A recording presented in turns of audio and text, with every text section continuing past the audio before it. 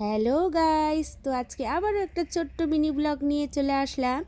তো আজকের ব্লগটাতে তোমরা দেখতেই পাচ্ছ যে আমি কিন্তু কিছুদিন আগে পার্টি মেকআপের জন্য গেছি। আর অ্যাকচুয়ালি এটা আমার আগেই দেওয়ার দরকার ছিল, কিন্তু এডিট করতে পারিনি সময়ের অভাবে, সে কারণে একটু লেট হয়ে গেল।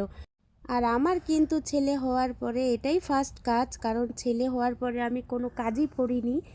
এইটুক বাচ্চাকে রেখে তো আর কাজ করা সম্ভব ছিল না, তাই তো আমার ওখানে হচ্ছে 3টা পার্টি মেকআপ ছিল। তো আমি প্রথমে আমার এই বান্ধবীটাকেই শুরু করলাম, যেহেতু আবার 3 বোনই সাজবে ওরা।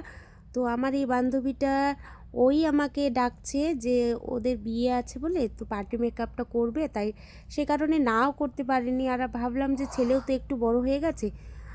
আর আমার কিন্তু অন্যজনকে সাজাতে খুবই ভালো লাগে। আর যেহেতু এখন কাজটা শিখেছি, এখন তো আর বসে থাকতে ভালোই লাগে না, মনে হয় কাজ পেলেই চলে যাই। কিন্তু বাচ্চাটাকে রেখে না তো কোথাও যাওয়ারও ইচ্ছা করে না।